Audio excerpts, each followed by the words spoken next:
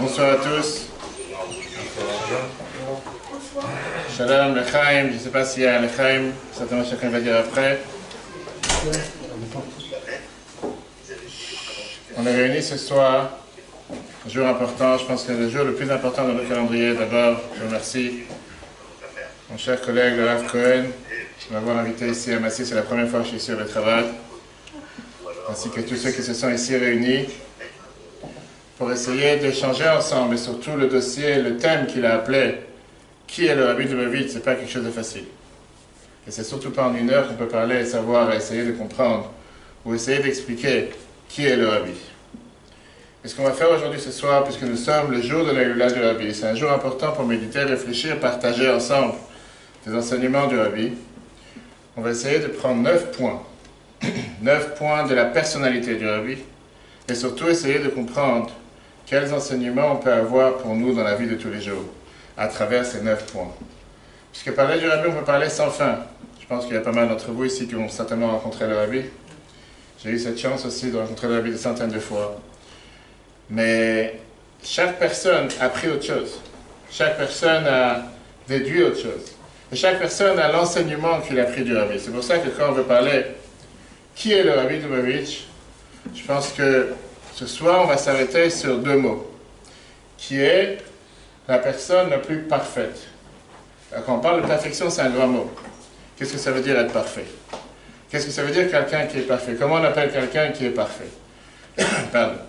Comment on peut dire quelqu'un quelque chose qui est parfait? Tout d'abord, quand on parle de parfait en hébreu, qui veut dire shalem, parfois les gens peuvent confondre en se disant que quand on veut être parfait, il faut forcément aller dans la même direction. Puisque tu ne peux pas aller dans 2 directions opposées. Si tu vas dans 2 directions opposées, forcément il y a quelque chose qui n'est pas clair. Tu ne peux pas aller et à droite et à gauche. Ou tu vas dans une direction, si tu vas dans 2 directions différentes, automatiquement il y a quelque chose qui n'est pas clair. Ou bien si on compare ça avec le shalom, il va te dire quand tu veux faire la paix, quand tu veux amener ce qu'on appelle le shalom, alors tu as une personne qui va d'un côté, une personne qui va de l'autre. On dit tu as toujours la personne, la troisième, qui vient et qui fait cette synthèse entre les deux. Mais tu ne peux pas avoir une qui va d'un côté et une qui va de l'autre. Alors quand on parle du Rabbi, c'est justement ce qu'on va essayer de voir ensemble ce soir. Comme quoi, d'un côté, il était capable d'aller à l'extrême dans certaines choses, certains dossiers, et de l'autre côté, il était capable de montrer comment il est, au même instant, au même moment, le même jour, la même période, voir la même personne, aller à l'autre extrême. Quelque chose qui est presque impossible pour chacun d'entre nous. Si on parle du numéro 1 de cette simplicité extrême que le Rabbi avait, une simplicité face à de nombreuses choses, ou bien un formidable génie. On va prendre quelques dossiers ensemble et quelques exemples. Quand quelqu'un il va à l'opéra, en règle générale, pour pouvoir avoir la meilleure chanson, il doit avoir différents instruments de musique, différentes chansons, différentes personnes qui vont ensemble former la beauté de la chanson. Mais ça ne change pas que chacun il a son instrument. Chacun il a son clavier, chacun il a son accordéon, son violon, sa trompette. Et c'est presque impossible qu'une personne peut faire et du piano et de la trompette à la fois. Peut-être qu'il peut faire plusieurs instruments de musique, mais pas au même moment. Au même moment, c'est impossible. Qu'est-ce que ça veut dire alors la personne parfaite? Rabbi Yonah, commentateur de la Torah, vient de dire que c'est une personne dans laquelle parfois il peut paraître qu'il a 2 choses contraires, qui sont totalement opposées l'une de l'autre, et néanmoins il réussit à les utiliser au même instant et au même moment. Alors vous allez me dire, est-ce que c'est possible? On va aborder différents thèmes. En règle générale, comme on l'a dit tout à l'heure, tirer la corde d'un côté, on ne peut pas la tirer de l'autre côté. Prenons le premier exemple, comme on l'a dit tout à l'heure, avec cette personnalité qui était miraculeuse. Lui dans un corps humain, mais néanmoins surhumain. Personnalité du Rabbi pour tous ceux qui l'ont rencontré, et surtout les dernières années, quand je parle des années 90. Mais on va voir ici, par exemple, quand on parle de d'un côté respecter la halakha à la lettre, et de l'autre côté, enseigner, nous apprendre comme quoi il y a des choses qui sont extraterrestres, si on peut dire. On sait combien le Rabbi a parlé depuis 1950 sur le fait que son beau-père, le Rabbi précédent, est toujours vivant et toujours présent parmi nous. Sur le fait qu'il ne nous a jamais quittés. Sur le fait que pendant toute sa vie, quand le rabbi parlait d'un rabbi, quand il parlait de son rabbi, il parlait de celui qui était son beau-père, celui qui l'a succédé, qui était le 6e rabbi de Chabad. Il n'y a pas une fois que le rabbi ne faisait pas allusion en disant c'est le Messie adore, c'est le maître de la génération, Hu Bachaim, il est vivant. Et pour le rabbi, c'était quelque chose de réel. Le rabbi il allait prier sur le Ohel. Et combien de fois le rabbi disait aux gens on m'a annoncé Ohel, on m'a dit Ohel. Le rabbi revenait avec telle ou telle réponse. Le rabbi parlait avec son beau-père. C'était quelque chose qui était tout à fait normal. On peut croire que si c'est comme ça, la halakha ne prend pas place. Dans le premier Pessah, en 1951, je vois que le rabbi est devenu rabbi. Ceux qui savent, le rabbi avait l'habitude de recevoir des invités dans l'appartement du rabbi précédent pour passer les fêtes et les repas de Yom Tov. Et il y avait le repas de Pessah, où, bien sûr, personne n'allait s'asseoir à l'endroit où était assis le rabbi précédent. Même s'il n'est plus là, par respect, c'était sa chaise, son endroit, ça s'est pas à sa place. Le rabbi était toujours assis à côté, la première place, à côté de sa place. Néanmoins, on sait très bien que du vivant du rabbi précédent, le rabbi ne s'est jamais accoudé pendant le seder. Parce qu'il y a une règle dans la halakha qui nous dit qu'un élève n'a pas le droit de s'accouder devant son maître, par respect. Ce premier Pessah, le rabbi s'est accoudé, 1951. Quelqu'un a osé demander, je ne comprends plus rien, vous n'arrêtez pas de parler du fait que le rabbi est présent, le rabbi est vivant, le rabbi est avec nous. S'il est là, comment pouvez-vous vous accouder? Et le rabbi qui a répondu, dans la halakha, il y a une règle, Torah le Bashamaim. La Torah, elle n'est pas dans le ciel. Lui, avec cette ferveur, avec cette foi constante que le rabbi est présent parmi nous, la halakha, c'est la halakha. En 1950, quand le rabbi n'arrêtait pas de répéter que le rabbi ne nous a pas quittés et que le rabbi est présent parmi nous, le rabbi demandait aussi que le jour de la Elula, comme aujourd'hui, on doit faire Kaddish, on doit faire les coutumes de la Elula. L'une chose n'est pas contradictoire avec l'autre. C'est pas parce que d'un côté on n'arrête pas de dire que le rabbi est présent et que le rabbi vit parmi nous que pour autant la halakha on ne la respecte pas. C'est vrai que du vivant du rabbi, c'était quelque chose qui était tellement marquant parce que les gens ne comprenaient pas pourquoi le rabbi n'arrête pas de parler sans arrêt du fait que son beau-père il est présent et il est vivant. Et de l'autre côté, au même instant, au même moment, le rabbi nous montrait comme quoi la halakha, c'est ce qui nous guide, c'est ce qu'on doit respecter à chaque instant, à chaque moment. Pour nous, ça pourrait paraître quelque chose de contradictoire. Comment tu peux faire les deux à la fois? Si vraiment tu crois et tu dis sans arrêt que le rabbi est présent et que le rabbi est vivant, automatiquement il n'y a pas de kaddish à faire. Il n'y a pas de ces halakhot qui sont en rapport avec une personne qui nous a quittés. Mais le rabbi nous a montré comme quoi on peut avoir ces deux contraires dans la même personne. Pour une personne simple, c'est quelque chose qui est difficile à comprendre. Pour le rabbi, c'était quelque chose qui était très facile. Le deuxième point, le fait que le rabbi il avait cette simplicité dans les choses qui parfois nous paraissent énormément compliquées. De l'autre côté, c'était un formidable génie dans la Torah. Quand on apprend n'importe quelle chose, que ce soit la Gemara, que ce soit le Shulchan Aruch, le code de loi juif, que ce soit le Chumash, que ce soit la halakha, on sait très bien qu'il y a différentes manières d'apprendre. En termes halachiques, il y a ce qu'on appelle celui qui va toujours apprendre le sens simple du verset, ce qu'on appelle le pshat.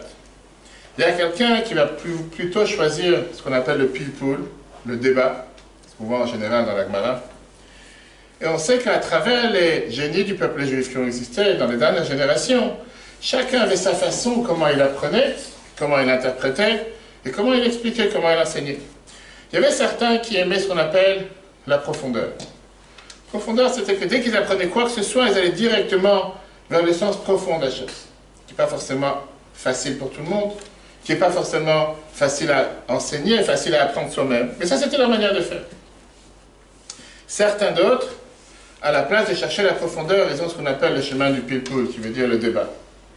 Pour eux, dès qu'ils vont voir un morceau de Gemara, dès qu'ils vont voir une halakha, la première des choses qui montent dans la tête, c'est comment débattre, comment enrichir le débat, comment comparer cette halakha avec une autre halakha. Mais ça, c'est la manière de faire. Et c'est ce qu'on retrouve en général dans leurs réponses halachiques, c'est ce qu'on retrouve dans leurs livres. Et c'est quelque chose que, c'est leur manière, c'est comment que leur cerveau est construit, c'est comme ça que ça avance tout au long de leur vie. Une autre personne, quand on parle par exemple à Avnei Nezer, c'est quelqu'un que pour lui, il avait ce qu'on appelle cet esprit, qui est un esprit tellement solide, que la première fois, dès qu'il voit un morceau de Talmud ou un morceau d'Halakha, il ne va pas chercher à débattre, ni chercher le sens simple, mais il va directement aller dans les profondeurs en se disant que cette Halakha est dérivée d'une Halakha qui n'a aucun rapport avec ce qu'on est en train de voir. Et comme ça, il va faire des conjugaisons entre un livre et un autre livre. Si on avance, on peut comme ça parler de Rashi, de Maïmonide, de Rambam. Chez le Rabbi, ce qu'on a vu, et tout celui qui a eu la chance d'apprendre les discours du Rabbi, surtout les discours du Rabbi sur Rashi, on voit comment d'un côté le Rabbi se force à nous répéter sans arrêt qu'il faut rester fidèle au sens simple. En te disant que Rashi, lui-même, il n'arrête pas de te dire Lo bati lefaresh ela pshuto shel mikra. Je suis venu expliquer le sens simple du verset. A priori, on dit oui, c'est facile, pourquoi pas? Tu lis un Rashi, n'importe quel enfant comme Rashi dit. Il est fait pour un enfant de 5 ans, Ben Chamesh le Mikra. C'est tellement facile, il n'y a pas de problème. Ça peut paraître quelque chose qui est tellement simple. Et néanmoins, on voit comment parfois, des Shabbat après-midi, le Rabbi était assis dans les Fabringen, dans les réunions chassidiques. Il pouvait débattre, poser jusqu'à 23, 25 questions sur le même Rashi. Un Rashi que nous tous on lit tous les jours pour tout celui qui lit le paragraphe du Chitat, portion du Chumash de tous les jours, et qu'on ne se pose même pas la question. On va prendre juste 1 heure pour débattre d'un Rashi. On lit le verset, pas forcément qu'on va chercher à se dire qu'est-ce que Rashi a voulu dire, pourquoi il a amené tel mot, pourquoi il a amené de tel maître, pourquoi il a amené de tel livre. Rashi a dit, on avance, on lit, on traduit, on a compris, on avance. Le Rabbi à côté, il te prend ici un Rashi qui est très simple, qui a l'air très simple et qui te le rend très simple. Et le Rabbi n'en fait pas de ça un monde. Et avec cette simplicité, il te montre les profondeurs de ce que Rashi est en train de te dire. Jusqu'à parfois, ça durait des semaines. C'était comme on appelle une histoire qui n'a pas de fin. C'est dans certaines histoires, on dit la suite pour la prochaine brochure, le prochain livre à suivre. Des fois que le Rabbi est en train de poser ces questions, il se retournait parmi ceux qui étaient assis derrière lui et qui leur demandait est-ce que vous avez compté les questions, où on en tient 18, 19, 20. Des gens qui n'arrivaient pas à suivre. Et pourtant, comme je dis tout à l'heure, on parle ici d'un Rashi simple, quelque chose qui a tout à fait l'air d'une telle simplicité. Alors comment est-ce possible qu'avec cette simplicité, néanmoins, on peut rentrer ici dans un profond sans limite, sans fin. Ça, c'est ce qu'on appelle cette simplicité toranique que le Rabbi avait. Que chaque sujet, il était capable de le prendre au premier abord. C'est un niveau énormément simple que n'importe quelle personne peut le comprendre de la manière la plus simple. De l'autre côté, nous montrer comme quoi, si ça paraît si simple, c'est en vérité, énormément profond. Je vais raconter une histoire. Il y avait une fois, c'était à côté de la fête de Purim, juste avant la fête de Purim. Le Rabbi parlait sur la Mifta, la campagne de Mezuzot. Vous savez que le Rabbi s'est dit campagne. Parmi ces campagnes, il y avait la fameuse campagne d'accrocher des Mezuzot dans chaque maison, de vérifier les Mezuzot constamment, de s'assurer qu'il y a des Mezuzot dans chaque porte. Et le Rabbi, en parlant, en rapport avec Purim, il dit qu'il y a un rapport direct entre la campagne de Mezuzah et la fête de Purim. Je suis sûr que tout celui qui est ici présent se demande quel rapport. Vous, c'est écrit dans la Megillah combien de Mezuzah? C'est pas dans la Megillah, c'est écrit dans le Chumash. C'est le schéma qu'on dit tous les jours. Il y avait un chassid, un disciple du Rabbi, qui demande au Rabbi, mais quel rapport avec Purim? Vous voulez comprendre quel est le rapport avec Purim? Le Rabbi dit, c'est tellement simple. Il lui demande la question au Rabbi en disant, je sais que peut-être c'est simple, mais quel rapport la Mezuzah avec Purim? Le Rabbi dit, cherche. C'est quelqu'un que le Rabbi avait l'habitude de parler avec lui de manière ouverte. Il a dit, je cherche, je n'ai pas trouvé. Le Rabbi lui dit, regarde, dans le paragraphe de la Megillah, c'est écrit comme quoi Achashverosh, dans le 8e chapitre, il a donné la maison de Haman à Mordechai. Je crois que Haman a été pendu, que ses enfants ils ont été pendus. Il a donné la maison de Haman pour Mordechai. Le Rabbi dit, qu'est-ce que tu penses? La première des choses qu'un juif fait en rentrant dans la maison, il met une Mezuzah. Ça, c'est la preuve dans la Megillah, comme quoi il y a un rapport entre Mezuzah et Purim. Vous allez me dire, qui d'entre nous pense à une telle chose? Qui d'entre nous pense que quand tu parles d'un tel verset dans la Megillah, tu penses tout de suite que certainement il y a une Mezuzah qui est accrochée? Et pour le Rabbi, d'un côté, il y avait cette simplicité de pouvoir voir à l'intérieur de chaque chose qui bouge, chaque chose qui est présente, quelle mission ça a sur terre, quel message ça vient de transmettre. C'est pas juste un corps en verset. Et c'est vrai que quand on lit la Megillah, personne ne se pose des questions à savoir s'il y avait une Mezuzah, s'il n'y a pas une Mezuzah, s'il a mis tout de suite, s'il n'a pas mis tout de suite. Qui pense à ça? On lit la Megillah, c'est une belle histoire et on avance. La vie t'apprend que si tu regardes quelque chose, même si ça te paraît tellement simple, c'est pas si simple que ça. apprend à regarder les choses avec une énorme profondeur. Dans la Haggadah de Pessah, qu'on a lu il n'y a pas longtemps, il y a quelques mois, le Rabbi ramène les fameuses paroles du Gros, qui était celui qui avait mis un certain ordre, le Gros qui vivait au temps du Admor Azaken, le Gaon de Vilna, qui écrit avec un certain ordre qu'on doit avoir pour les 4 questions qu'on pose dans Manishtana. Tout le monde connaît le Manishtana, tout le monde connaît c'est quoi la première question, la deuxième question, la troisième et la quatrième. Beaucoup de personnes ne se posent pas les questions pourquoi les 4 questions sont mises dans tel ordre. Mais lui te dit que dans la Haggadah, la dernière question c'est pourquoi ce soir on mange à coudé alors que toute l'année on mange assis ou à coudé. Ce soir on n'est qu'à coudé, c'est la fameuse dernière question. Alors que tu dis que dans la Mishnah, la dernière question c'est pourquoi ce soir on ne mange pas de rôti alors que tous les soirs on peut manger rôti ou pas rôti, etc. On sait très bien que le sacrifice de l'agneau pascal, on avait l'habitude de le manger seulement rôti, c'est pour ça qu'aujourd'hui on ne mange pas de rôti le soir de Pessah. Ça c'est comment il débat le Gaon de Vilna par rapport à la question et l'ordre des questions et qu'est-ce qui doit être écrit. Et il te dit, dans l'explication de Mishnayot, que puisque la Mishnah a été écrite au temps du temple, qu'à l'habitude, à l'époque, on avait l'habitude de manger le sacrifice de l'agneau pascal. Et comme là-bas, les gens avaient l'habitude de manger, c'était la manière des choses, que les gens mangeaient en règle générale à coudé. Donc se posait la question sur si on est à coudé ou pas, on n'a pas besoin d'avoir cette question. La question c'était est-ce qu'on mange grillé ou pas grillé. Mais une fois qu'il y a eu la destruction du temple, à ce moment-là, cette question de griller n'existe plus, puisqu'on ne mange plus de sacrifice de l'agneau pascal. Et de l'autre côté, les gens, ils ont arrêté de manger à coudé. C'est pour ça qu'aujourd'hui, la dernière question dans la Haggadah, c'est est-ce qu'on la différence entre tous les soirs, pourquoi tous les soirs on mange assis ou à coudé, alors que ce soir on mange à coudé. Ça, c'est son explication. Alors lui, il demande la question, je ne comprends pas quelque chose.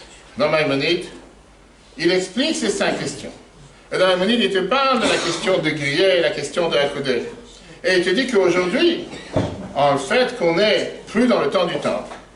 Aujourd'hui, on ne peut plus dire ce soir on mange que du grillé. Parce qu'on sait très bien que c'est pas vrai, on ne mange pas du grillé le soir de Pessah.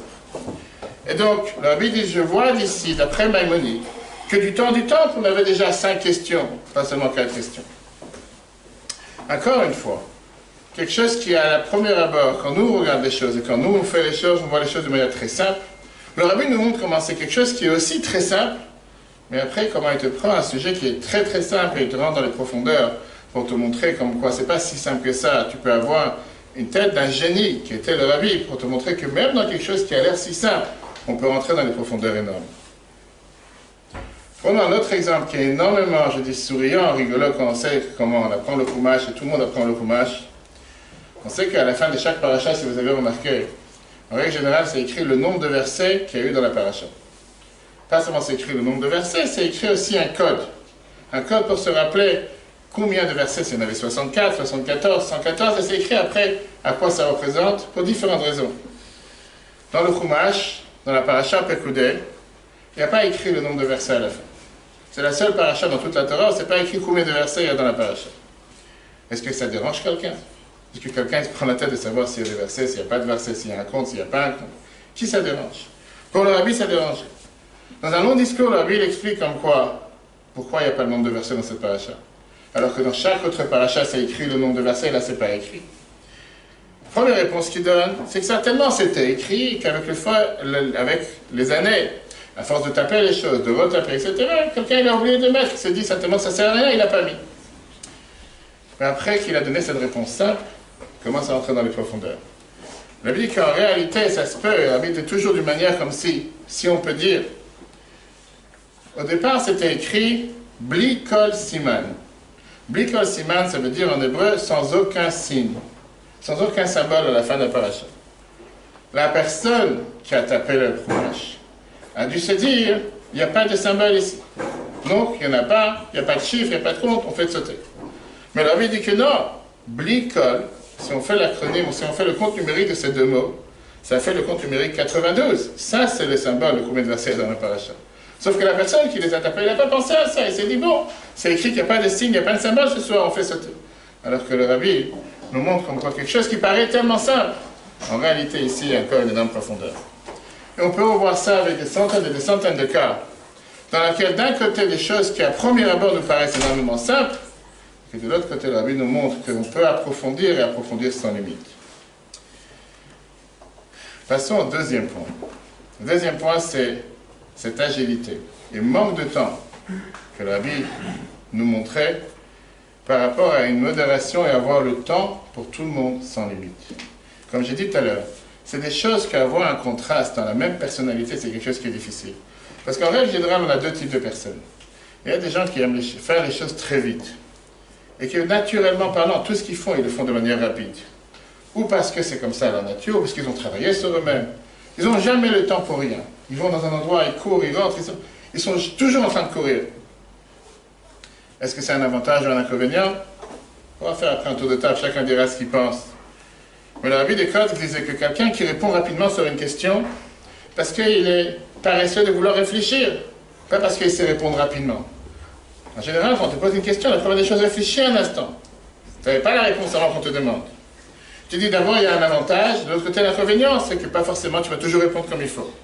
De l'autre côté, quelqu'un qui prend son temps, je veux dire, c'est bien, parce qu'il a réfléchi, il est en train de réfléchir à ce qu'il fait, mais il y a un grand inconvénient, que pas tout le temps tu as le temps d'attendre.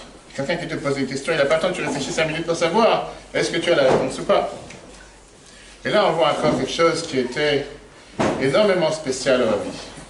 D'un côté, c'était la personne la plus rapide sur Terre. La plus rapide dans beaucoup de choses, comme on va voir. De l'autre côté, c'était la personne qui avait tout le temps pour tous, comme s'il n'avait rien d'autre à faire. Si on réfléchit un instant à comment se déroulait le jour du Rabbi, c'est que depuis le début de la journée, les choses se passaient de manière extrêmement rapide. C'est celui qui se rappelle comment le Rabbi rentrait dans la synagogue dans les années 80. Le Rabbi avait déjà presque 85 ans. Avec une telle rapidité. Comme s'il était en train de courir. Que n'importe quelle personne, aujourd'hui, tu rentres dans un travail dans une synagogue, tu n'es pas en train de courir. La prière du Rabbi, c'était une prière qui durait 25 minutes. Je parle 25 minutes la prière du matin. C'était énormément rapide. Il y avait certaines personnes qui n'arrivaient pas à prier aussi vite. On sait que dans beaucoup d'autres tzadikim, beaucoup d'autres personnes, c'était des gens qui priaient avec beaucoup plus de temps, qui prenaient beaucoup plus de temps pour prier. Quand on regarde le Rabbi d'un côté, on se dit, mais où est cette course? Certainement, on comprend, le Rabbi est énormément occupé, gère le peuple juif, gère tellement de problèmes, c'est normal qu'il n'a pas le temps pour rien. Et donc, automatiquement, tout doit se passer rapide. Quand on prend le temps que le Rabbi consacrait aux choses personnelles, le temps qu'il prenait pour consacrer à sa vie privée, combien de fois les secrétaires nous racontent comme quoi le Rabbi dormait que 4 heures par nuit? Même ce temps, il ne s'accordait pas. Même manger, le temps pour manger, c'était un temps qui était énormément rapide. C'était un temps dans lequel il n'investissait pas des heures et des heures. A priori, quel type de personnage on est en train de décrire? Une personne qui a du temps pour rien, qui est énormément occupée, et que pour lui, chaque minute est comptée. Et c'est la raison pour laquelle tout ce qu'il fait, apparemment, est rapide. Combien de fois le Rabbi s'est plaint sur le fait qu'il n'a pas assez de temps? Une fois, le Rabbi parle avec un juif qui rentre en audience privée. Et ce juif, il se plaint en rentrant, en disant, ça fait longtemps que j'attends dans la queue. C'est vrai que le Rabbi recevait les gens tous les soirs, de 9h du soir à 7h du matin, 3 fois par semaine. Pendant de nombreuses années, on pouvait recevoir un rendez-vous à 4h, 5h du matin. Et la personne se plaint en disant, j'attends depuis longtemps. Et le Rabbi qui le regarde lui dit, moi aussi j'attends. C'est quelques minutes que j'ai avec toi. Je sais que c'est quelque chose que je devrais payer après beaucoup plus tard, beaucoup plus cher à cause de ça. Pas parce que tu me prends mon temps, mais parce que j'ai tellement d'autres choses que je voudrais faire, mais parce que je dois recevoir ce public, automatiquement je pousse d'autres choses. Ça, c'est un aspect. Et de l'autre côté, le même personnage était capable de donner le sentiment que quand quelqu'un venait le voir, qu'il n'y avait personne d'autre sur terre à part lui. Chaque personne qui est passée voir le Rabbi, que ce soit dans les dollars du dimanche, que ce soit en audience privée, il dit à chaque fois, il revenait avec le même commentaire en disant, on dirait que j'étais la seule. On dirait que le Rabbi avait tout le temps du monde pour moi. Jamais quelqu'un a ressenti comme s'il est sur le stress, il doit se dépêcher, il n'a pas le temps. Chacun s'est dit, c'est pas possible. Le Rav Mordechai Eliyahu, que certainement beaucoup ont connu, qui était le dernier à entrer en audience privée chez le Rabbi en 92, quand le Rabbi avait déjà 90 ans, après que le Rabbi était debout toute la journée, il était au le dimanche, de là. Il dit comme quoi il est arrivé le soir, il a parlé plusieurs heures avec le Rabbi, il s'est dit, mais cette fraîcheur, on dirait que c'est quelqu'un qui vient de se réveiller, qui n'a rien fait toute la journée, qu'il a tout le temps pour moi comme si rien n'était.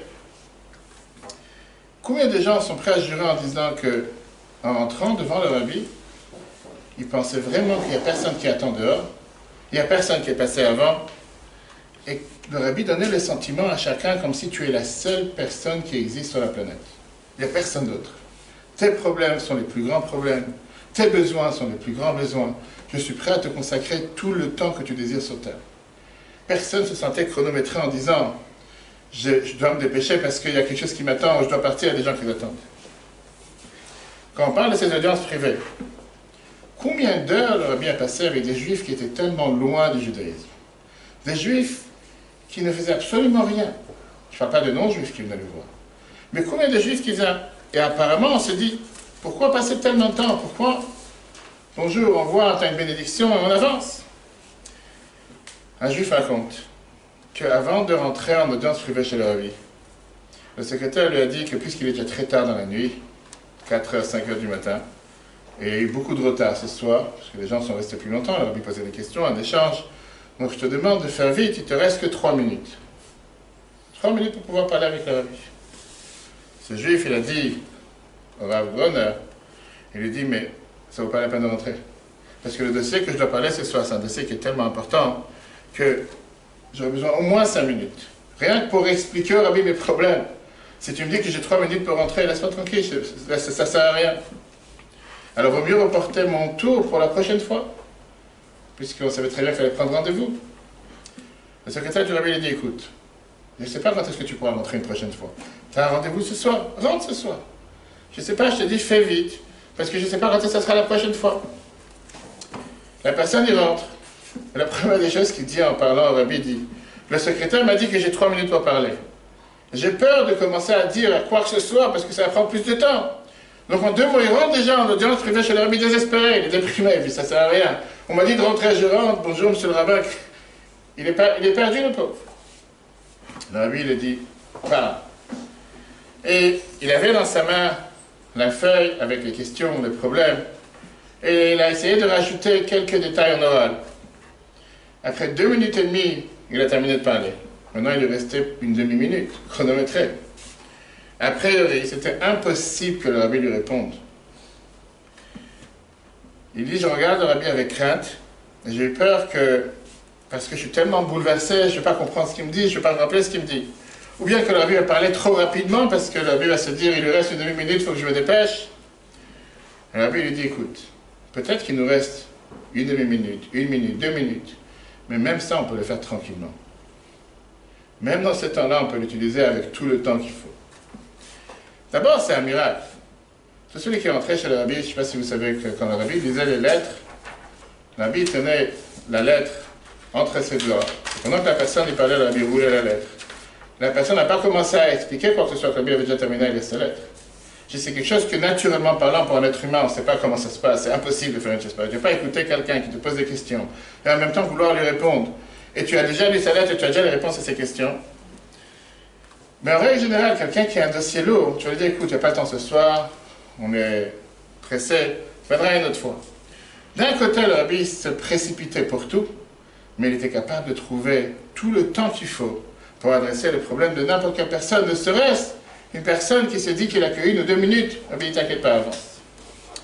Ça, c'était toute la journée du rabbi, du matin jusqu'au soir. Tout celui qui a participé à des fabriques, comme vous venez de voir la vidéo, des audiences où le rabbi parlait à 3000, 5000, 7000, 8000 personnes, retransmis en live sur la télévision américaine depuis 1970. C'était des discours qui pouvaient commencer à 9h du soir, terminer à 3h du matin. Et ce n'était pas chronométré. Des fois ça durait plus longtemps, des fois ça durait moins longtemps. Mais il pouvait parler pendant 6 heures de tous les sujets qui sont écrits dans la Torah sans un livre devant lui. Pas comme aujourd'hui qu'on a le rabbi Google, et qu'on peut faire des recherches avec des moteurs de recherche, et qu'aujourd'hui on peut se faire passer pour un génie, alors que pas forcément qu'on est le plus grand génie. Le rabbi n'avait aucune note, aucun livre. Et quand on a retrouvé, après que le rabbi nous a quitté des notes qu'il préparait pour préparer ses longs discours, c'était des feuilles avec 3, 4, 5 mots, 8 mots, pour un discours de 6 heures. Bien sûr qu'il y avait plusieurs interruptions. Et entre les interruptions, on a parlait avec des gens, il disait l'Echaim à certaines personnes, il demandait de chanter. Mais on voit comment chaque instant, chaque moment, c'était vraiment chronométré. Quand on voit un long discours pareil, pas qu'on vient de voir ces 5-10 minutes, mais quand on voit un discours pareil pendant 6 heures. On voit qu'il n'y a pas une minute qui n'est pas utilisée pour le service de Dieu. Il n'y a pas ici une minute de perdu, comme si une minute de relax, pause musicale, pause publicitaire, pause de ce que vous voulez aujourd'hui. Combien de fois ça arrive qu'on a des conférences, les gens disent on va faire ça en 2 fois, on va faire une pause au milieu, on va à une formation, exactement la même chose. On sait qu'à la fin de chaque discours, de chaque Farbrengen, l'abbé avait l'habitude en général, dans certains cas, surtout avant les fêtes de Tishri, de donner le plateau de gâteau qu'il avait sur sa table, qu'il mangeait seulement un morceau, ce n'était pas tout le plateau pour lui. Il prenait le plateau pour le donner après à Rav Yaroslavsky, qui s'occupait des invités qui venaient voir le Rabbi. Le Rabbi lui donnait le plateau pour distribuer aux invités. Maintenant, ce Rav Yaroslavsky, ce n'était pas quelqu'un de jeune. Il était aussi âgé que le Rabbi. En tout cas, il était âgé, et parfois, il avait du mal à tenir debout jusqu'à 2 ou 3 heures du matin, à attendre la fin du Farbrengen pour que le Rabbi lui donne le plateau avec le gâteau. C'est la forme de s'en aller. De s'endormir, c'est pas terrible. Et de l'autre côté, le Rabbi lui donnait qu'à lui. Mais il ne pouvait pas savoir quand est-ce que le Rabbi va terminer. Il ne peut pas mettre un réveil, il est assis avec tout le monde. D'après ce qui lui paraissait comme la manière que le Rabbi parlait en général, on voyait les différentes sikhot, les différents discours, plus longs, plus courts. Vous pouvez savoir que là c'est la dernière sikha, le dernier discours, et qu'après le Rabbi va terminer le Farbrengen. Donc il s'est dit, ok, j'ai calculé qu'il me reste 5 minutes, je peux faire autre chose, je peux aller vers un autre coin, peu importe ce qu'il a décidé de faire. Au moment où le Rabbi l'a terminé, il restait 1 minute où le Rabbi l'attend, le Rabbi se retourne, il attend qu'il arrive. 1 demi-minute, pardon.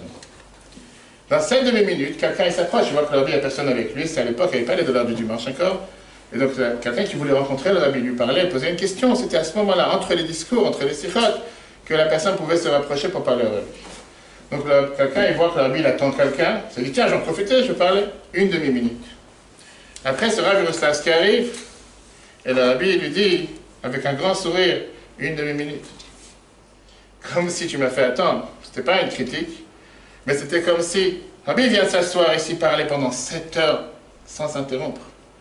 Bien sûr, avec les pauses, comme on était à l'heure, Rabbi disait, les chansons, c'est vraiment une différence, il y a 1 demi-minute ou plus ou moins. Mais il s'avère que pour le Rabbi, 1 demi-minute pour parler, et c'est même pas 1 demi-minute qu'il a attendu sans rien faire, parce qu'il a parlé avec un autre juif. Mais pour le Rabbi, c'était comme si s'il y a 1 minute de temps qui n'est pas utilisée, c'est 1 minute de perdu. Quand on regarde ces deux extrêmes, vous dites, c'est pas possible. Où on trouve une telle perfection dans la même personne? D'un côté, d'avoir, ce qu'on a dit tout à l'heure, une agilité et un manque de temps, et de l'autre côté, avoir ce temps pour tout le monde, sans différence. Regardons le 3e point. D'avoir cette bonté, cet amour, face à une fermeté et une détermination. C'est qu'en règle générale, être ce qu'on appelle, avec cet attribut de bonté, c'est un trait de caractère avec lequel certaines personnes ont été bénies, et à certaines personnes qui n'ont pas ce trait de caractère. Abraham était ce qu'on appelle Isha Chesed, un homme de bonté. Abraham n'était pas capable d'être dur. N'importe quelle personne qui passait chez lui dans la tente, mangeait librement, gratuitement. Bien sûr, il lui demandait la moindre des choses, soit une bénédiction. S'il ne voulait pas, il lui disait, tu dois payer 10 fois la note, parce que dans le désert, où tu vas trouver de la viande, etc., etc. Son fils Yitzhak était tout à fait à l'opposé. C'était quelqu'un qui était très dur. Et que Pachad Yitzhak, Yitzhak représente la rigueur. D'être coléreux, on va dire, d'être quelqu'un qui est dur, et d'être quelqu'un qui a une bonté, la Torah nous dit seulement pour Dieu. Tous les versets qu'on dit tous les jours dans la prière, on dit Quel Zohar Bechol Yom, Dieu s'énerve chaque jour. Et de l'autre côté, on dit Chesed, Quel Cholayom. Dieu, c'est un Dieu de bonté. Dieu peut avoir ce parallèle, ce paradoxe de deux ensemble, mais en tant qu'être humain, c'est impossible d'avoir ces deux traits de caractère. On a tous de la bonté et de la rigueur. Mais en général, tu as quelqu'un qui agit beaucoup plus avec la bonté ou quelqu'un qui agit beaucoup plus avec la rigueur. En règle générale, avoir les deux ensemble, c'est pas possible. Mais si on regarde l'extrémité du Rabbi, comment la vie était extrême par rapport aux nations du monde, vous pouvez montrer un amour total pour n'importe quel non-juif. Voir un Africain, Américain, un enfant de 10 ans qui se bagarre avec son frère, comme tout le monde a vu la vidéo récemment. Et au même moment, il pouvait avoir une haine insupportable par rapport à ceux qui veulent faire du mal à nos frères en Israël. Prenons d'abord l'exemple, ce qu'on appelle s'inquiéter pour la terre d'Israël qu'elle soit pleine. Combien de discours le Rabbi a crié de toutes ses forces? Qu'on doit s'assurer de ne pas rendre un morceau de territoire, qu'on doit s'assurer de garder tout ce qu'on a pu obtenir avec les différentes guerres, les différentes victoires, que chaque morceau de terre d'Israël appartient à tous les peuples juifs, et que la Bible dit qu'on ne peut pas croire les accords qui ont été signés, que c'est certainement du mensonge. Et des heures de discours que le Rabbi disait qu'on va énormément souffrir à cause de ça, quand on a rendu les puits de pétrole à l'Égypte, comme le Rabbi était contre, en disant qu'après c'est bizarre qu'Israël devrait aller même acheter ce même pétrole qu'elle a même revendu, qu'elle a même rendu. Quand on entendait ces discours, on se disait, le Rabbi, il a une haine pour ces nations du monde. Il a une haine pour ces personnes. Il est prêt à punir toutes ces personnes. Peu importe s'ils ont raison ou pas raison. En entendant ces discours, on se disait, c'est certainement la personne, va savoir, il vaut mieux pas s'approcher de lui. Si je ne suis pas juif, je ne veux pas fréquenter. C'est pas quelqu'un qui va m'aimer. De l'autre côté, combien d'heures, combien de discours le Rabbi parlait sur l'importance de propager les 7 lois noachites. De propager ces 7 lois de Noach à n'importe quel non-juif qui est sur la planète. Combien de non-juifs venaient rencontrer le Rabbi en audience privée, le Rabbi leur montrait comme quoi tu as une mission sur terre. Tu as un devoir sur terre. Que ce soit un membre de congrès africain-américain qui est venu voir le Rabbi en disant qu'elle se plaint que dans le congrès américain, avec la suprématie blanche, on ne la considère pas, on lui a donné le ministre de l'Agriculture. Qu'est-ce qu'elle va faire avec? Et que le Rabbi lui a, grâce, c'est ce qu'elle a dévoilé les dernières années, que grâce au conseil du Rabbi, c'est elle qui a créé ce qu'on appelle les food stamps. C'est elle qui a créé ce qu'on aurait dit aujourd'hui la sécurité sociale en Amérique, qui veut dire de pouvoir donner des bons alimentaires pour toutes ces familles, ou des familles qui n'ont pas beaucoup de moyens, qui puissent acheter dans les magasins des céréales, du lait, etc. C'est le Rabbi qui lui a dit au contraire, tu as eu un tel bureau, on t'a donné un tel ministère, profitant de créer quelque chose que personne n'a fait jusqu'à présent. D'un côté, il y avait une haine totale par ceux qui voudraient faire du mal au peuple juif. De l'autre côté, pas seulement un amour. Tout le temps possible pour montrer comme quoi, oui, si Dieu t'a créé, t'a envoyé sur cette terre, tu as certainement une mission à faire. Et comme je l'ai dit tout à l'heure, en règle générale, dans la même personne, c'est impossible de trouver les deux contraires. On ne peut pas avoir quelqu'un que le même jour, il peut te dire qu'on ne peut pas avoir confiance dans ce non-juif qui a signé ce traité de paix, et de l'autre côté, le même instant, te dire comment il faut aimer n'importe quelle personne que Dieu a créé, juif ou non-juif, parce qu'il a sa mission sur terre. Si on continue avec, pas seulement ces deux extrémités dans ce dossier, mais on voit comment, pas seulement envers un autre juif, même envers le peuple juif, envers différents segments du peuple juif, envers différentes parties du peuple juif. On voit que d'un côté, le Rabbi, il peut se comporter avec une certaine personne avec la plus grande dureté, et avec cette même personne sur un autre dossier avec la plus grande bonté. Une personne, une fois, a envoyé au Rabbi une agada avec des dessins que lui-même il a peints ou il a achetés. Et c'était une merveilleuse agada qui était très belle. Et il s'est dit qu'il va l'envoyer au Rabbi, certainement que le Rabbi va énormément aimer cette agada, il va le féliciter. D'abord, le Rabbi lui envoie une lettre en lui disant merci beaucoup, beaucoup d'encouragement, beaucoup d'amour. Mais après la fin de la lettre, le Rabbi lui dit comme ça, puisque tu m'as envoyé la agada, ça veut dire que tu penses que je peux te donner quelques conseils, voire idées. Tu n'as pas le droit d'imprimer la Haggadah telle que tu me l'as envoyée. Parce qu'on n'a pas le droit de changer quoi que ce soit de la Haggadah comme elle est originale depuis le début des temps. Qui nous sommes aujourd'hui pour commencer à changer des pages, des paragraphes, faire ce qu'on a envie. Et le Rabbi lui répond avec des phrases très dures. Pourtant, il a beaucoup investi dans cette Haggadah. D'abord, la moitié de la lettre, c'est énormément de soutien et d'amour pour ce qu'il a fait. Mais de l'autre côté, le Rabbi lui dit comme quoi tu ne peux pas l'imprimer. Parce que ça peut induire les gens dans l'erreur. Si on lit cette lettre en deux moitiés, on peut penser que la première moitié, c'est une personne qui l'a écrit, et la deuxième moitié, c'est une autre personne. Tu ne peux pas en même temps féliciter la personne pour ce qu'il a fait, et de l'autre côté lui dire ce que tu as fait, tu n'as pas le droit de vendre. Si tu l'as fait, tu ne peux pas le... Si tu félicites, automatiquement, tu dois l'encourager à pouvoir gagner, faire du bénéfice dessus. Si on parle de la Haggadah, on a tellement d'autres dossiers sur la Haggadah. Mais on voit comment la fête de Pessah, on a encore une fois ce paradoxe. D'un côté, on voit comment le Rabbi débat dans plusieurs lettres. Est-ce qu'on peut donner à un enfant manger de la matzah faite à la main, ou bien la matzah trempée dans l'eau? Ce qu'on appelle la matzah faite à la machine, et qu'a priori, il n'y aurait aucun problème. Sauf qu'on sait très bien que chez Chabad, on évite, on préfère manger seulement de la matzah qui est faite à la main. Et après, il y a tous ceux qui, dans le peuple juif, ont l'habitude de tremper la matzah. Je ne parle pas de ceux qui font le misuki, et ceux qui font tous les plats avec la matzah. Et pourquoi pas? Chez Chabad, c'est un peu délicat parce que si on va mettre la matzah dans un plat, automatiquement on va mouiller la matzah. On évite de mouiller la matzah pendant les premiers 7 jours de Pessah. Le risque qu'il y a de la farine sur la matzah et que cette farine va être en contact avec de l'eau pour le pouvoir gonfler. C'est extrême, on parlera de ça un autre jour en fait de Pessah. Mais ça, c'est la coutume. Et on voit comment dans la même lettre, le Rabbi parfois pouvait être énormément dur sur le fait que non, il ne faut pas donner à un enfant de la matzah faite à la machine.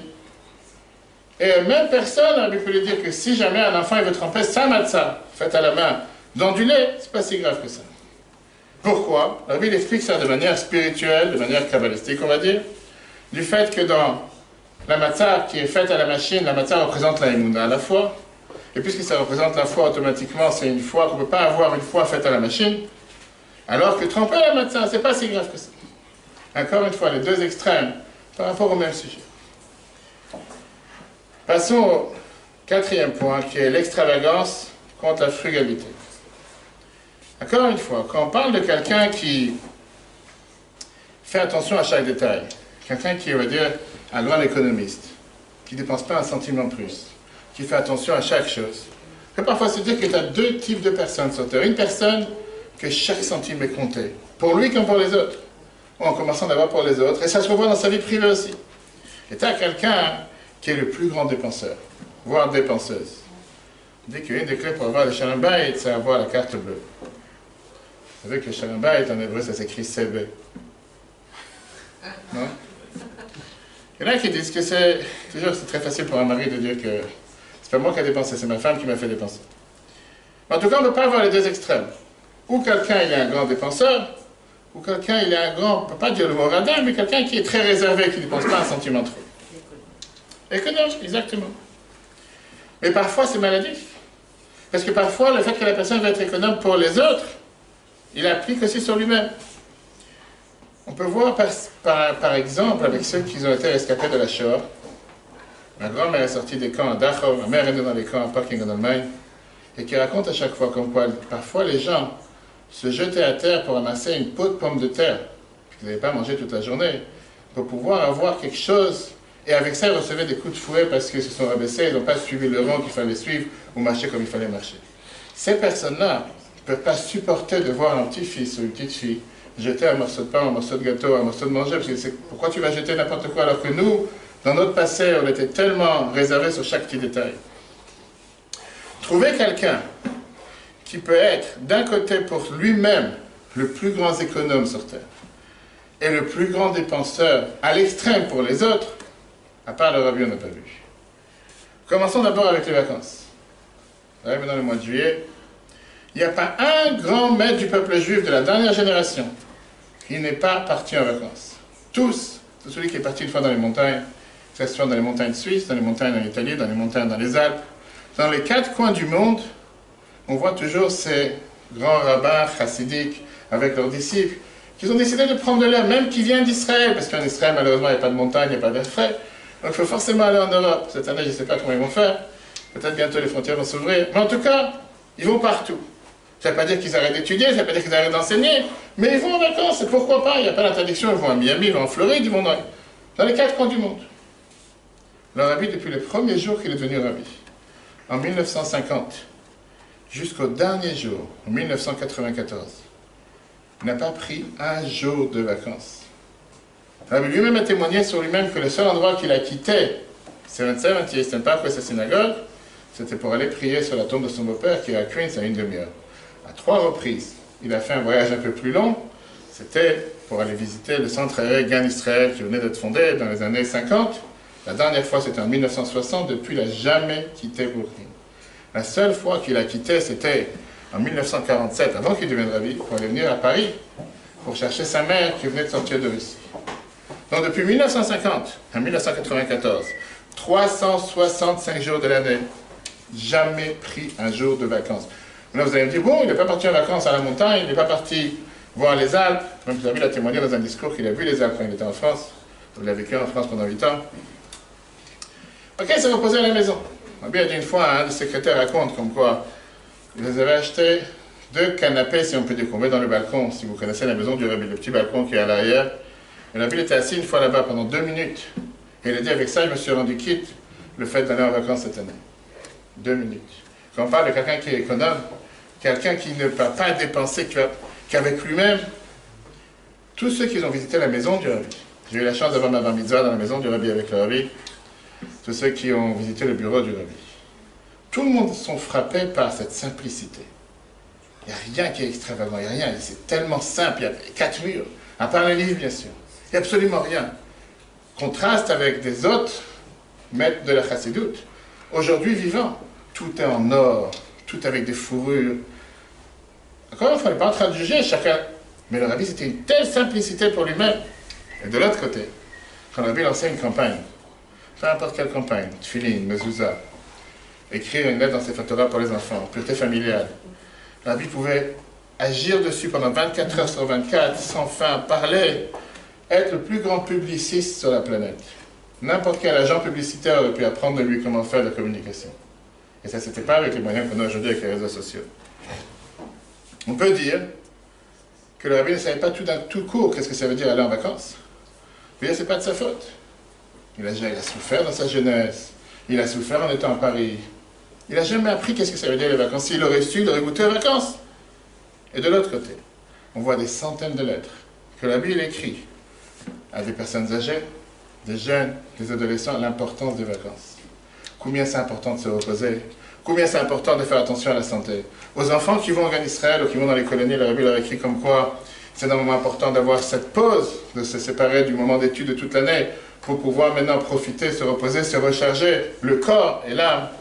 À des autres personnes que le rabbi leur dit c'est important de prendre une pause pour se reposer, pour investir dans l'étude. Et on voit comment, si on lit ces lettres, c'est la personne qui profite des vacances H24.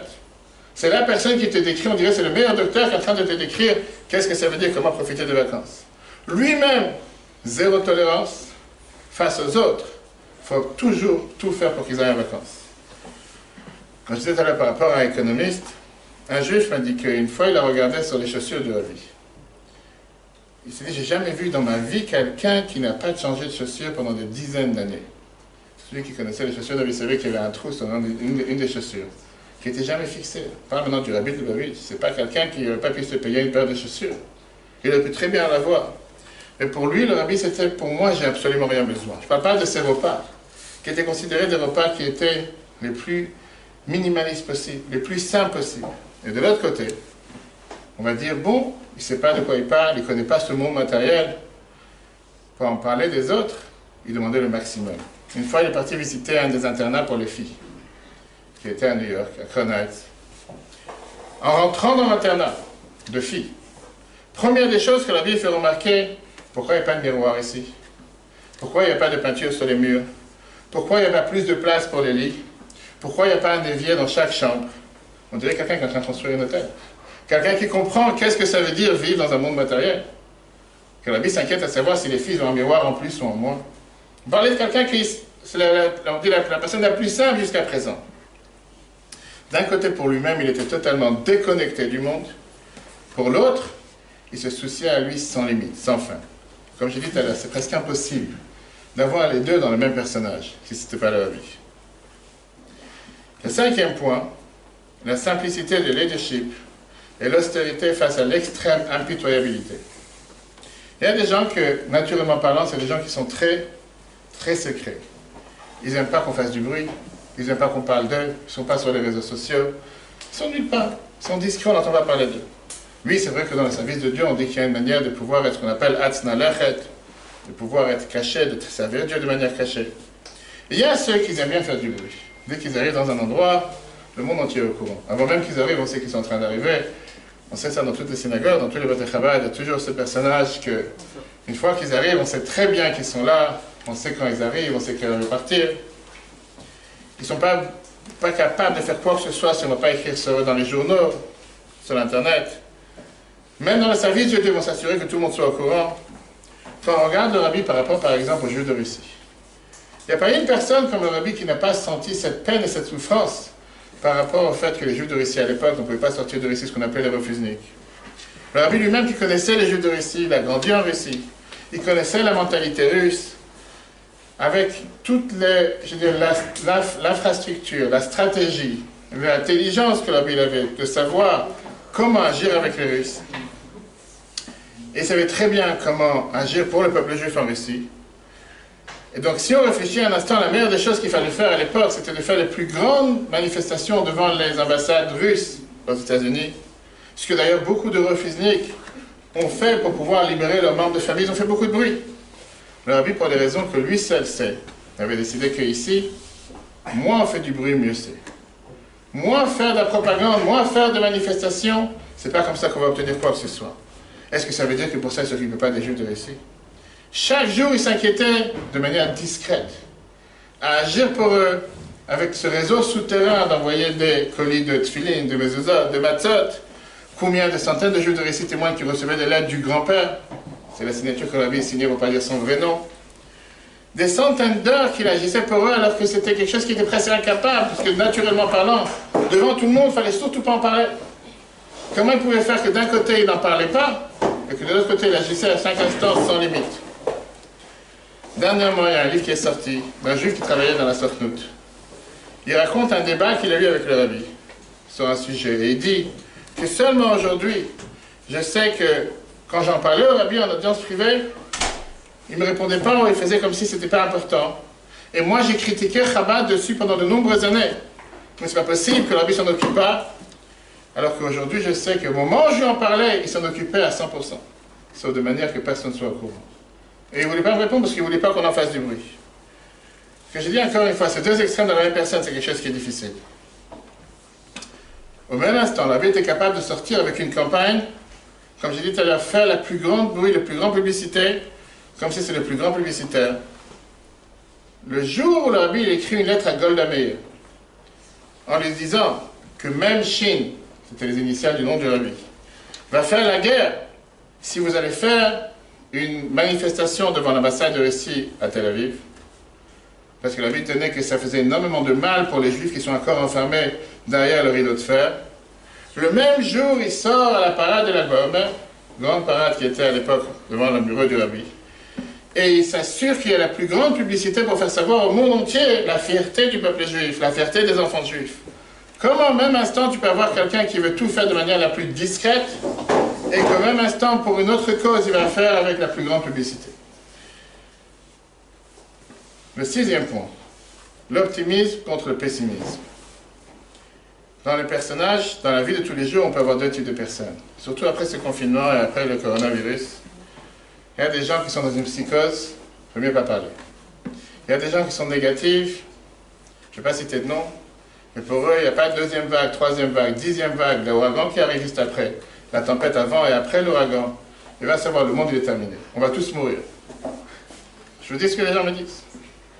Il y a certaines personnes qui ne sont pas dans cette psychose et qui rigolent de tout. Il n'y a pas eu de première vague, il n'y aura pas de deuxième vague, il n'y a pas eu de virus. Tu as juste eu des rêves. Deux extrêmes.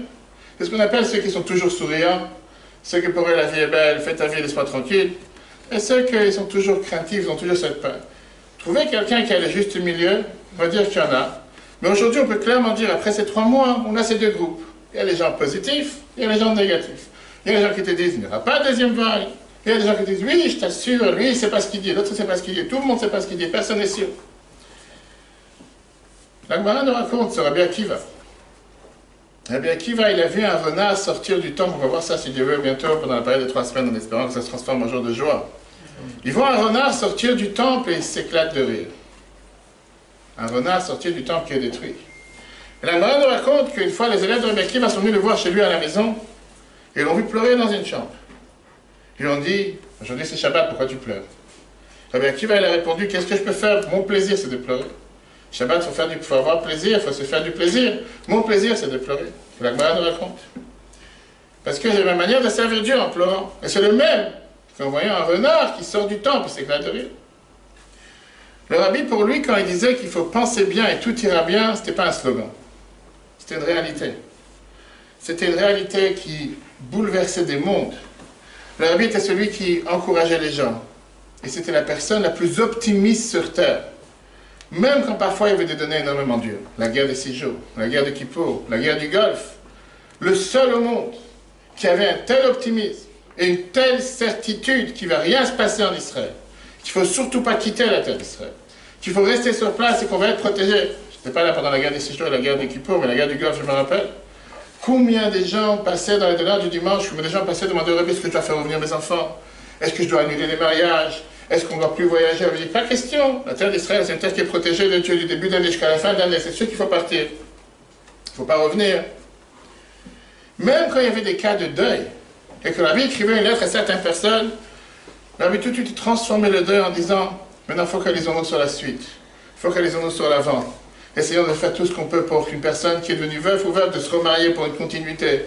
Chaque fois, on regardait comment transformer la situation la plus noire en la situation la plus positive.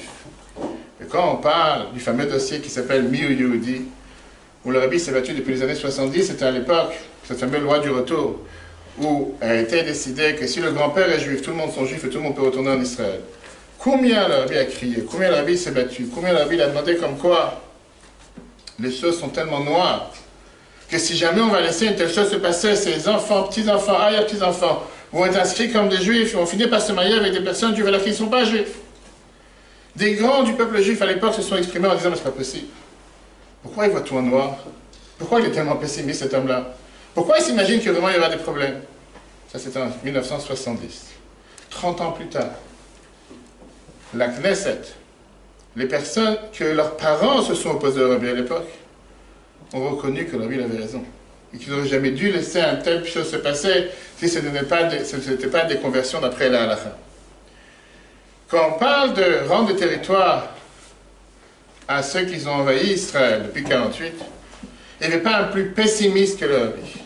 Le rabbi répétait sans arrêt que si on aura un morceau de territoire, ça va coûter la vie à des dizaines et des centaines de juifs. Le rabbi avait prédit qu'on va continuer de cette manière, on va finir par bombarder Tel Aviv.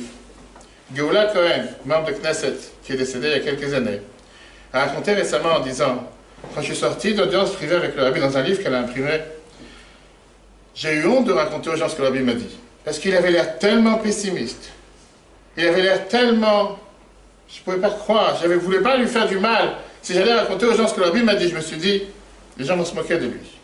Et aujourd'hui, tout ce qu'il a prédit, ça s'est accompli. Et si vous voulez savoir une des choses, le rabbi lui avait dit, dans les années 70, il va arriver un jour que Jérusalem sera sur la sellette. Qu'on parlera ouvertement d'avoir 2 capitales pour 2 États. Dans les années 70. Qui aurait pensé? Elle dit, je ne voulais pas le dire, voilà, malheureusement, c'est ce qui se passe aujourd'hui.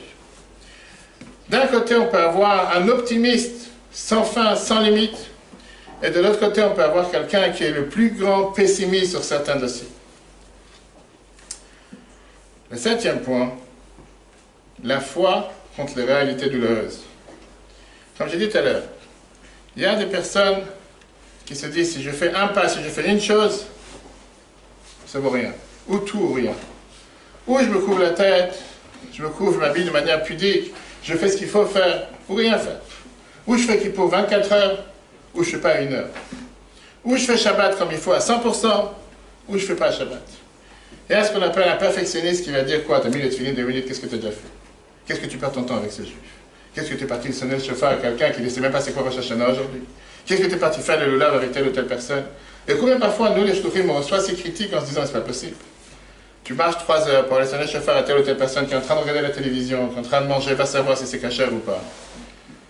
Et tu te dis, mais prends ton temps le jour de Rosh Hashanah, va apprendre, va lire des psaumes, comme certains ont voulu faire. Voilà comment le rabbi valorisait chaque petit pas de n'importe quel juif, sans jamais juger, en se disant qu'il a une âme juive, et que si un juif a réussi à mettre tefilin ne serait-ce qu'une fois dans sa vie, ça a toute son importance aux yeux de Dieu. Si une femme a allumé les bougies de Shabbat une fois dans sa vie, c'est énormément important. Et de l'autre côté, être capable de demander à son disciple le plus important, pourquoi tu t'es suffi à faire une école pour 120 élèves, tu aurais dû faire une école pour 121 élèves. L'extrême. D'un côté, pour l'un, tu t'es suffi qu'il fasse le minimum. Pour l'autre, tu lui demandes de faire le maximum, voire plus que le maximum, qui est presque impossible. Il y a une personne qui va se dire, l'autre, il se sent qu'il a fait une grande faveur au rabbi, qu'il a mis les tefilines 1 fois. Moi, je suis religieux, je suis pratiquant, je ne suis pas forcément parti en shlichut, je ne suis pas forcément parti développer un endroit pour les institutions du rabbi, pour propager le judaïsme. C'est pas si grave que ça. Et combien de fois dans ces discours, le rabbi critiquait et parlait à ces gens en disant, je n'aurais pas de vous demander d'aller conquérir le monde et vous restez ici à me regarder ou bailler devant moi, voire s'endormir devant moi. Encore une fois, 2 extrêmes. Comme j'ai dit tout à l'heure, quand on voit les lettres que le rabbi recevait tous les jours, d'un côté, quelqu'un qui se plaignait du fait qu'il a des problèmes spirituels. Le rabbi était capable de lui dire, t'as une neshama, t'es quelqu'un de pur, t'es quelqu'un de bien, fais un pas en avant, c'est énormément important pour toi. Et de l'autre côté, le même jour, à une personne juste après, qui disait qu'il a fait que 99 fois, pas 100 fois. La Bible le critiquait, pourquoi tu n'as pas fait la 100e fois. Encore une fois, ces deux extrêmes, qu'on peut parler dans des centaines et des centaines d'exemples, mais avec le rabbi, c'était quelque chose qui se retrouvait dans la même personne. Le 8e, avant-dernier point, c'était d'un côté, on pouvait voir ce compromis et la faible satisfaction face aux extrêmes et demandes de maximalité, et cette joie face à la tristesse. C'est difficile d'avoir une personne qui est joyeuse et qui est triste au même instant.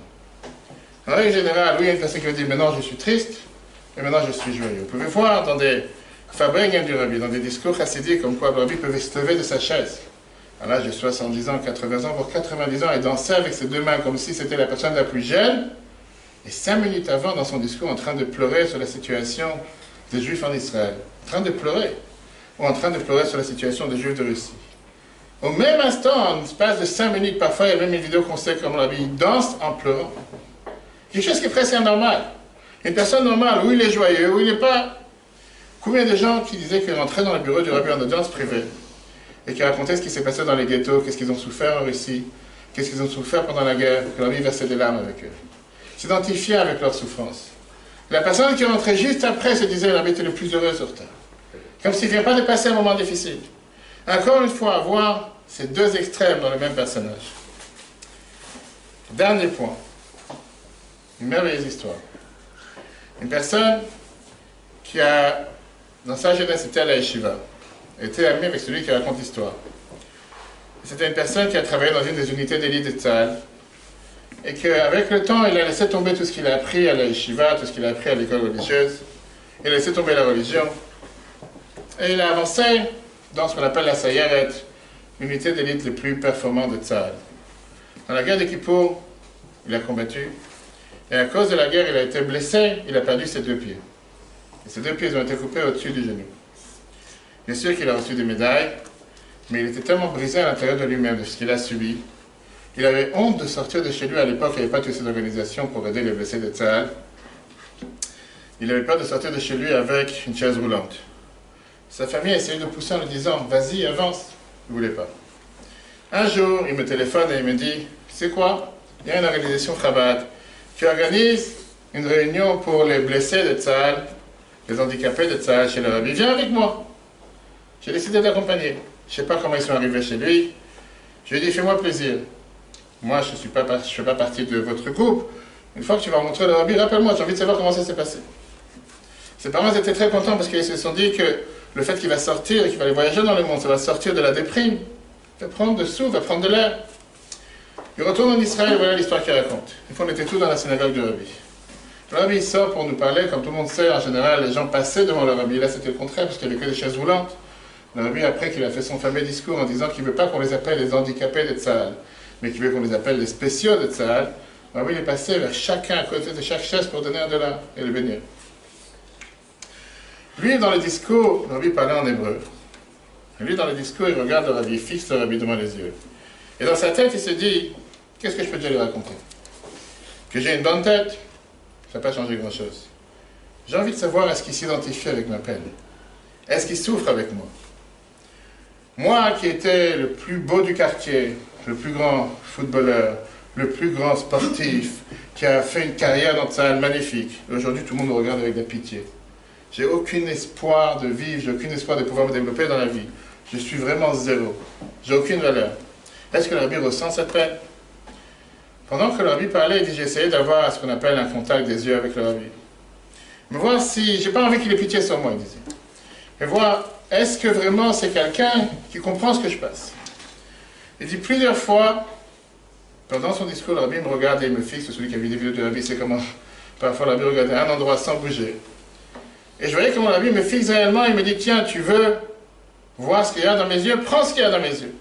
Je ne comprenais pas forcément ce langage, mais je me suis dit, tu sais quoi, moi je suis un descendant de grands dirigeants dans des yeshivot. Vous voyez, là c'était quelqu'un qui était religieux dans sa jeunesse. J'ai le droit de demander quelque chose que pas tout le monde va demander. Donc je dis à celui qui m'accompagnait, ma chaise roulante, j'ai envie que quand le rabbi sort, quand il sortait de sa table pour aller retourner dans son bureau, il passait par une allée. Mais moi, juste en bas de l'allée, il ne peut pas me rater. Je suis le malheureux du quartier, il faut qu'il me voie. Tout le monde est en chaise roulante. Mais il voulait que lui soit spécial. ce disciple me dit, j'ai pas envie de commencer avec le rabbi. Je vais pas commencer à jouer ici le malin, comme on dit. Le rabbi voit très bien qu'il y a ici beaucoup de chaises roulantes devant lui. S'il décide de s'approcher, de parler, d'avoir affaire avec une personne plus que d'autres, c'est à lui de décider.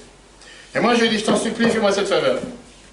Le rabbi finit la rencontre, il décide de sortir, et il me laisse la chaise tout seul.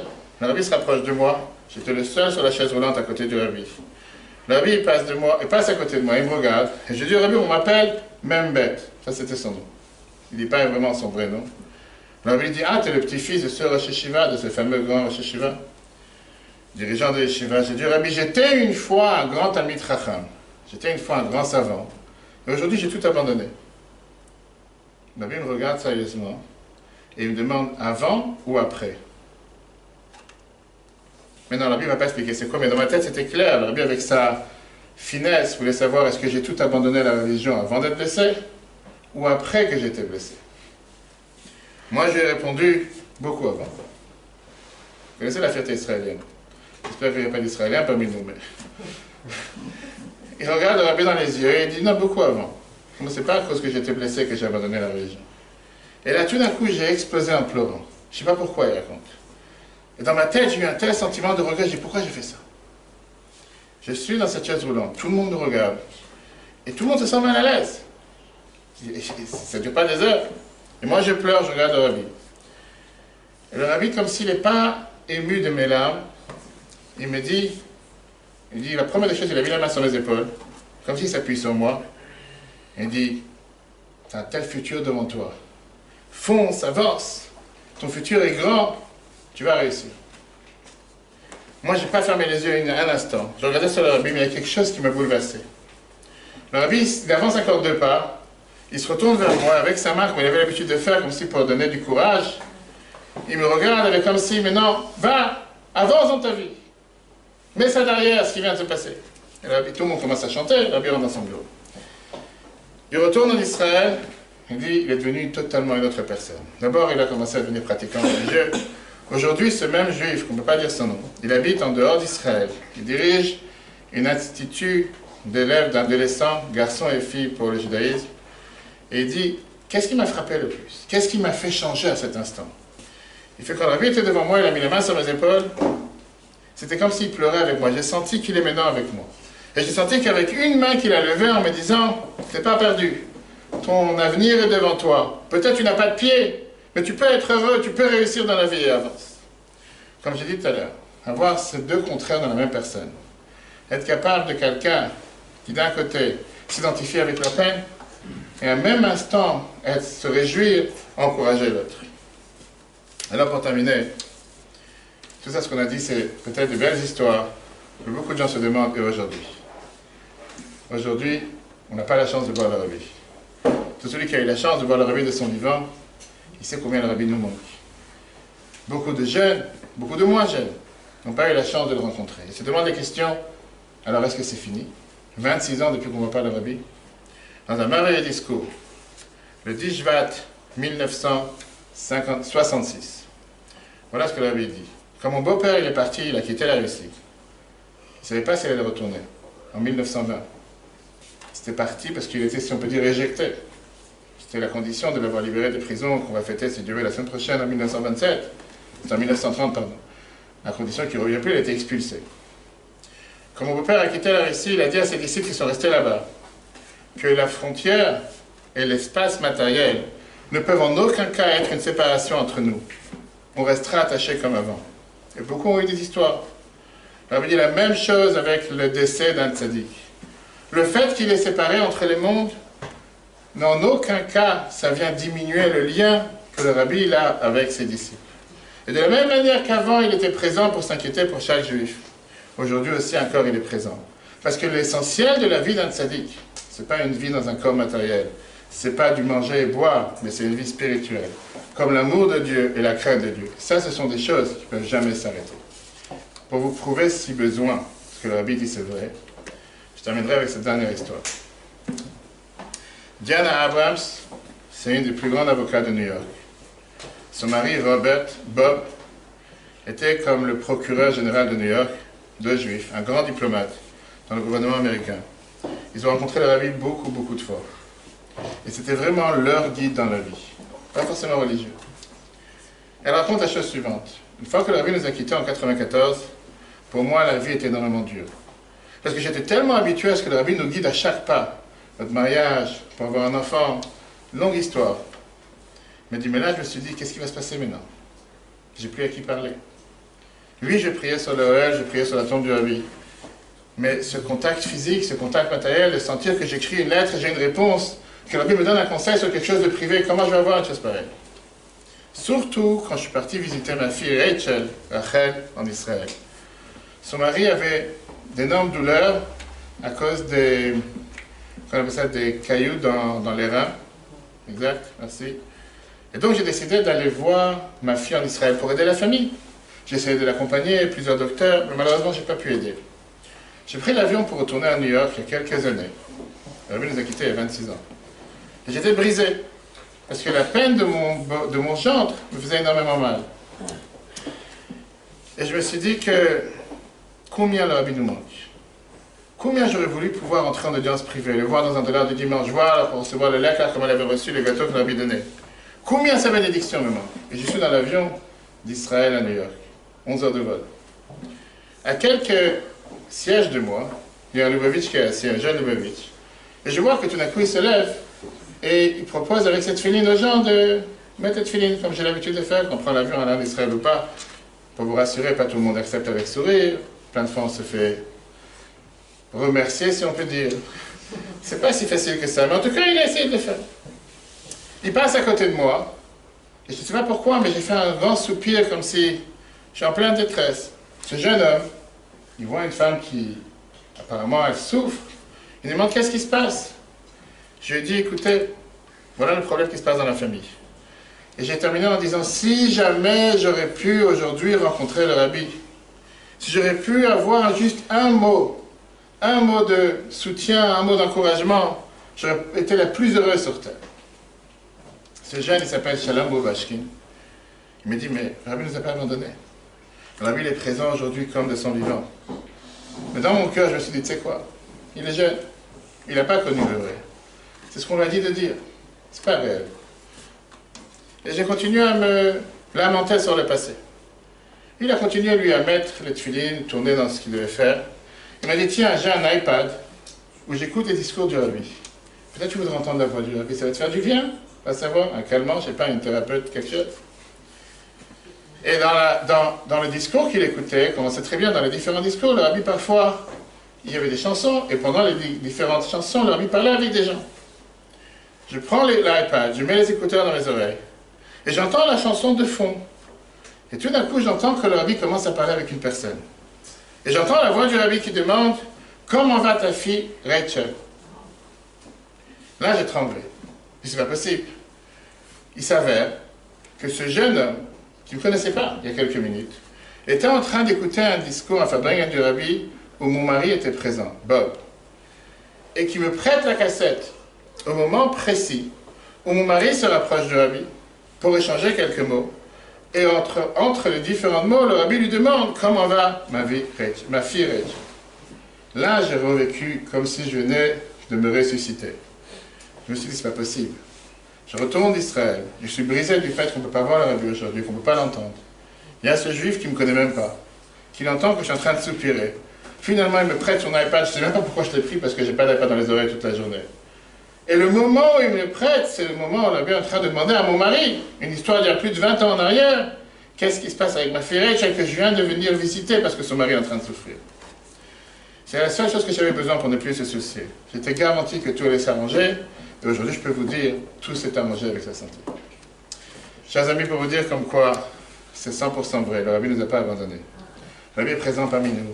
C'est celui qui a la chance d'aller prier sur l'OL. Il sait combien on voit des centaines de milliers de juifs au moment où on parle aujourd'hui à New York, en train de défiler sur la tombe du rabbi, sous des grandes chaleurs. Juifs comme non-juifs. Combien de personnes qu'on amène chaque année des groupes qui vont visiter l'OL. Et je dis à chaque fois, faites-vous des interviews des gens qui sont présents. Ne croyez pas ce que je vous raconte. Je dis, allez, 2h du matin, 3h du matin, parler avec les gens qui sont là, juifs comme non-juifs. Pendant Shabbat, des voitures qui défilent, des gens qui viennent prier, je dis, mais demande-leur qu'est-ce qu'ils viennent faire ici. Pourquoi ils viennent parler sur une pierre? L'ambassade les États-Unis en Israël, David Friedman, a raconté cette année, au mois de novembre, au congrès de Shluchim, comme quoi il a connu Chabad il y a 22 ans. Le Rabbi nous a quittés il y a 26 ans. Et que depuis, il n'a jamais fait un pas dans sa vie sans aller voir la tombe du Rabbi Lohel.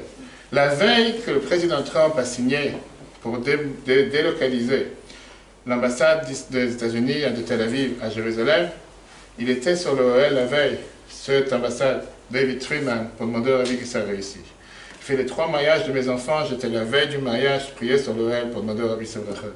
C'est quelqu'un que de son vivant n'a jamais rencontré le Rabbi. Une plus forte raison pour nous, je suis sûr qu'on peut en profiter. Tout celui qui aujourd'hui n'a pas encore écrit au Rabbi, c'est pas trop tard. À New York, il fait encore jour, on est encore en plein jour de la Lula du Rabbi. Profitons de ce grand jour pour demander au Rabbi tout ce que chacun a besoin.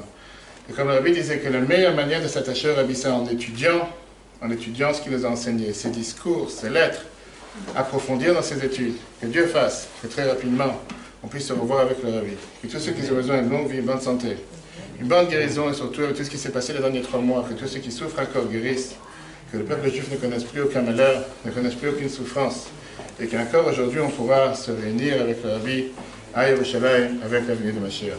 Vous avez vu, pas mal des histoires qu'on a racontées sont dans ce livre, Graines de sagesse, qui a été publié, plus de 45 000 exemplaires aux États-Unis, plusieurs milliers d'exemplaires ici en France. Quelqu'un a dit hier soir que c'était un bijou. Je connais beaucoup de non-juifs qui l'ont reçu, que ce soit des préfets, des maires non-juifs. Ils me disent que c'est vraiment une perle, parce que c'est des histoires avec un enseignement, profitez-en. Le cours sera en replay sur l'application eTorah sur Google et Apple en live. Très bonne soirée à tous, les Chaim, et qu'on se voit toujours dans la joie et que Dieu vous bénisse.